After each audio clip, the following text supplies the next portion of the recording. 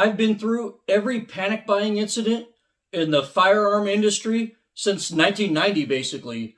And to my credit, I was never forced to ration my ammunition. I've always been the epitome of the guy who's prepared for anything until now.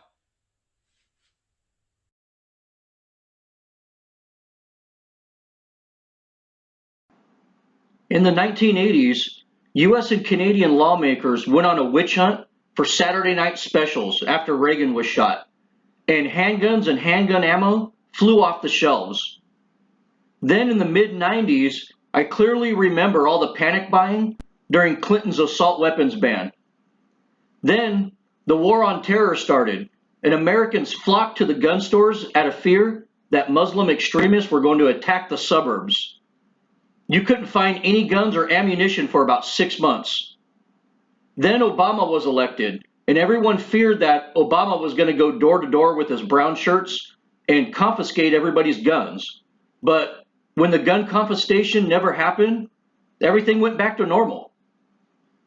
Then the federal government made a historically massive ammunition order to completely restock everyone from the Department of Homeland Security to the Army. Ammunition manufacturers concentrated on that government order for many months, and regular citizens were left without ammunition for a long period. And that brings us to today. This current round of panic buying is a different animal entirely. It started due to COVID-19 and escalated into something else. Social unrest has become normalized, well, as long as you're a Democrat. Our government basically let radical leftists riot and destroy property for 6 months straight with absolutely no recourse. We watched leftists loot, burn, assault, murder, vandalize, and take over cities for 6 months, while the government not only did nothing to stop it, but actively encouraged it. Even the vice president-elect set up a program to get these criminals out of jail so they could keep rioting. Basically, people realize that when things go bad, the government isn't going to protect you or your property. Guns and ammo are flying off the shelves right now because people perceive that society is collapsing around us. And with the recent incident at the Capitol, it's obvious that extremists on both sides are ready to shed blood for their causes. The images of places like Portland, Seattle, Washington, D.C., Minneapolis, and Los Angeles seem to never end. And people watched on their TV every night as cities fell into chaos, while law enforcement were helpless to do anything and politicians cheered them on. As a result, we have over 8 million new gun owners since these riots started. And I have a feeling that most of these first-time owners are in fact Democrats that were probably previously anti-gun people. I have a neighbor a few houses down from me that's probably the biggest ex-hippie liberal you'll ever meet. I get along with the guy because we both grow our own vegetables and we both love dogs, but that's where the commonality really stops. I was shocked this summer when he pulled me to the side and asked for my advice on buying his first gun. He now owns 3 firearms. Of course, he still votes for people that want to take the guns away, but he is a firearm owner now. So when you take this fear from all of this civil unrest and you add in the fact that we're in the middle of a global pandemic, Marxists have taken control of the country, free speech is under attack right now, and many Americans feel that our economy is on the verge of collapse, and you have a very unfavorable situation to ammo supply. I've seen people panic buy over a fear of government confiscation. I've seen people fear bans on gun sales, and I've seen people fear, an attack from terrorists. But I've never seen Americans afraid that society is on the verge of collapse. And it's not just right-wing people that think this way. Everyone is beginning to fear that this is the beginning of the end. So at the same time that most longtime gun owners are panic buying like crazy right now, you have millions of new gun owners frantically attempting to enter the market. It's basically the perfect storm, or more accurately, it's the perfect shitstorm. As somebody who's seen the hype from both sides of the aisle my entire life, I think most of the panic buying is pretty damn stupid right now. I usually stay pretty stocked up all the time on ammunition, and I don't wait for a crisis to buy what I need. And I really don't think that society is going to collapse and spiral us out of control into a world of Mad Max. But I do think that the leftists have stolen a foothold into American politics that they'll never relinquish. So, although we won't be eating dogs and drinking sewer water like our socialist friends in Venezuela, I fear that things have made a permanent turn for the worse here. But I don't expect a collapse like everyone fears right now.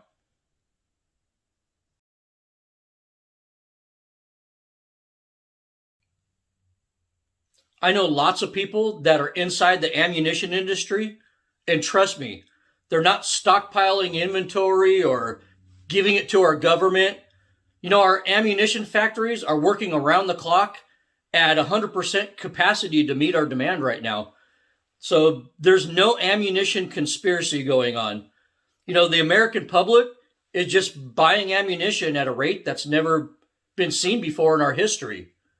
You know, Now where I do frown upon the ammunition industry right now is the fact that even though they can't keep 223, 270, 308, and 30-06 on the shelves right now, they have no problem creating and marketing new cartridges like the PRC and the new 6.8 Western to the public. Yep, that 6.8 Western, which has the same recoil as a 7mm Rem mag, but doesn't shoot as flat or hit as hard, is being made instead of the 7mm Remington Magnum. So it almost makes me think that ammo companies are using this crisis to take advantage of selling their own pet cartridges by making sure that those cartridges are in stock. That's my only real gripe with the ammo industry right now. So here's why this crisis is much different than any crisis before.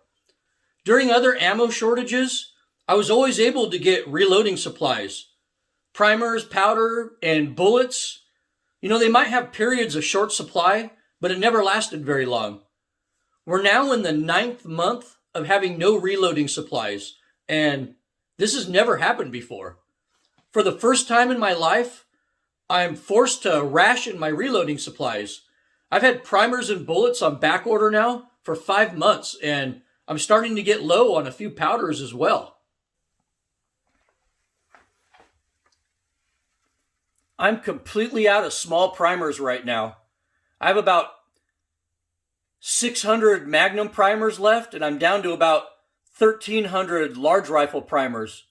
And like I said, I have no small primers left.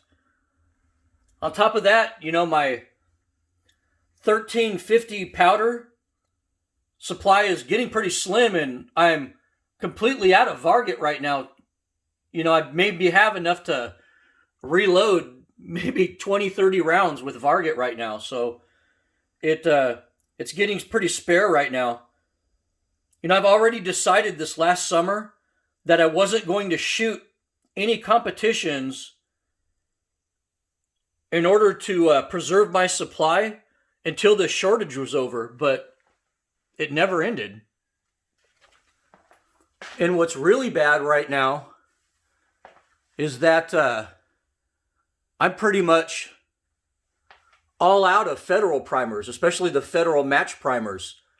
And I have several loads that really favor those federal match primers, and I don't have any more. I had 80 of them left, and I made the judgment call last week to use all 80 of those to load up my favorite 300 H&H loads. And so I could stockpile enough 300 H&H to go through another hunting season or so. But man, it's getting pretty bad. I mean, a lot of those cheap, low-quality Russian primers I used to snub my nose at, I'd take those right now. This box right here of 1,000 CCI primers has a retail value of $40. I think I bought this for $37. But these things are going for over $300 on Gunbroker right now. You know, some of these boxes of just regular CCI primers are going for $400. And I've seen boxes of match primers going for almost $500 on Gunbroker right now. This is a level of absolute insanity that the reloading world has never seen before.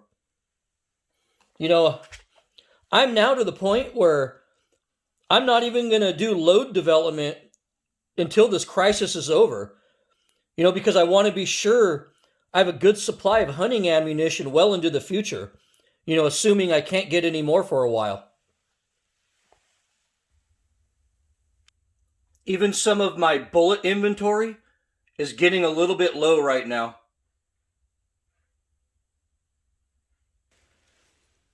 I even have cartridges that I can't load for anymore because I'm out of bullets for it. You know, I normally shoot the 200 grain TTSX and the 225 grain TSX out of my 35 Whelen, but I'm out of Barnes bullets and I can't get any more. Centered around a spring bear hunt, but I'm probably going to end up using my 375 on that hunt instead because, you know, I can't use my favorite loads in 35 Whelen. But, you know, have about 70 35 caliber bullets left in the 225 grain AccuBond, but when that's gone, it's gone. You know, I can't load at all for the old Whelen anymore. But what's totally crazy is I can still go to all my local gun stores and buy 35 Whelen commercial ammo.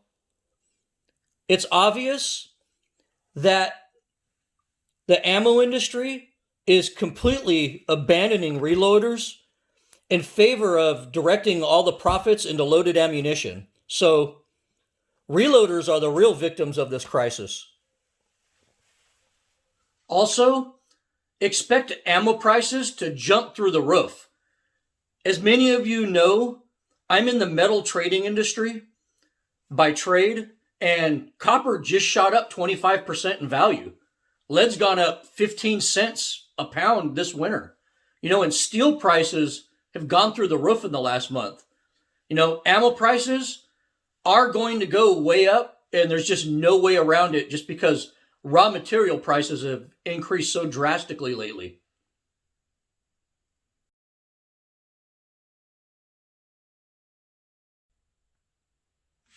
Under normal circumstances, well, normal for these panic buys, handguns and so-called assault rifles are usually the only things flying off the shelves, but not this time. Everything is going. Shotguns, hunting rifles, and target rifles seem like they're not immune to COVID-19. I just realized how bad it really is for guns right now because I've had 2 fans of my channel email me asking them to help them find a new Model 70 chambered in .416 Remington Magnum. You know, I thought to myself, no problem. I've seen lots of them out there for sale. But guess what? They've all been sold over the last 2 months. I mean, that's right. There was a run on .416 Remington Magnums. Okay, I don't necessarily believe that there was an actual panic buy on .416 rifles. More than likely, Winchester stopped making them temporarily because they're probably focusing their attention on making Model 70s chambered for the new 6.8 Western cartridge. So, like I said, not only is panic buying making things bad right now, but questionable business decisions in the firearm and ammunition industry aren't making any, they aren't making things any better either.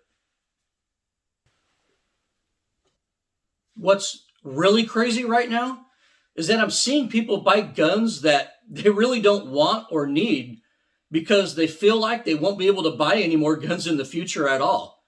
Remember that liberal neighbor of mine that just became a gun owner this year? Well, he bought a Benelli Ethos last month, even though he doesn't hunt or shoot clays at all.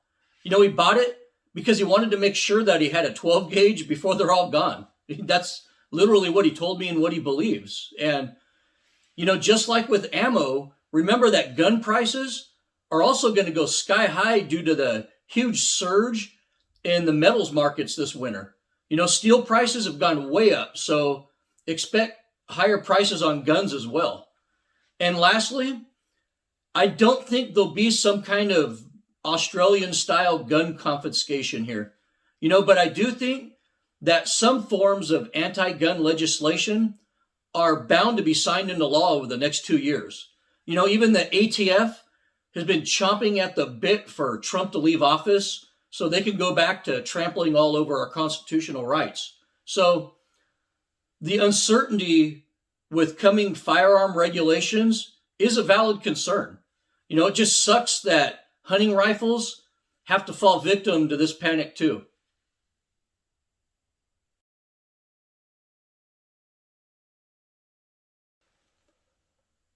The title of this video was, "Is it time to ration ammo?" And for the first time in my life, I believe the answer is yes. As an avid reloader, I thought I was prepared for any primer, powder, bullet, or brass shortage. Even though I have enough to keep my hunting going for the next few years if I need to, it turns out that I could have been better prepared than I was. When things normalize a bit in the future, I'll make damn sure that I never run low on primers and powder again. Stored indoors, primers and powder will last decades, or even more, so I have no excuse for not having a better supply than I did. Now that we're in the thick of things and we have a good idea of how ammo manufacturers and the markets are going to react to a major ammo shortage, we know what's going to happen now. Reloaders are going to be cut off first, and sexy new whiz-bang cartridges will take priority over the cartridges everybody wants.